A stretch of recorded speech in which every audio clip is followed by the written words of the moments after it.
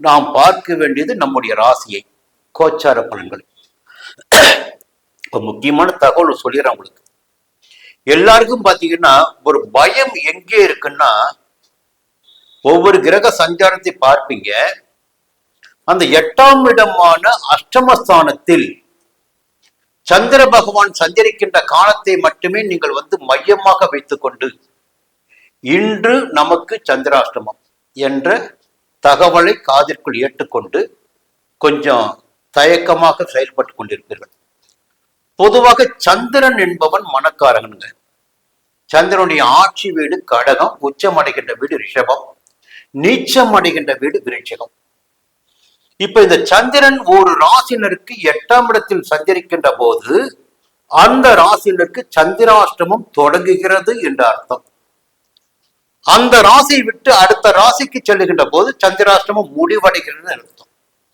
இப்ப பொதுவாக ஒரு நோக்கம் என்னன்னா, நம்முடைய பார்வைக்கு சந்திரனுடைய ஆதிக்கத்தை வைத்து சஞ்சாரத்தை வைத்து 2.25 நாட்கள் ஒரு ராசிக்குள் சந்திரன் சஞ்சரித்துக் கொண்டிருக்கின்ற 2.25 நாட்களும் நமக்கு சந்திராஷ்டமம். அப்போ நமக்கு பாதிப்பு அந்த 2.25 நாட்களும் நமக்கு இருக்கும், கடுமையான பாதிப்பு இருக்கும். ஏன்னா இந்த சந்திராஷ்டம நாட்கள் தான் பாத்தீங்கன்னா நிறைய விபத்து நடக்கும். விபத்துல போய் நம்ம மாட்டிக்கும். நம்ம மனசு ஒன்று நினைக்கும், செயல்பாடுகள் வேறதாக இருக்கும், செயல்பாடுகளில் கவனம் செலுத்த முடியாமல் போகும். சந்திராஷ்டம நாட்களில் மட்டும் ரொம்ப கவனமா இருக்கணும்.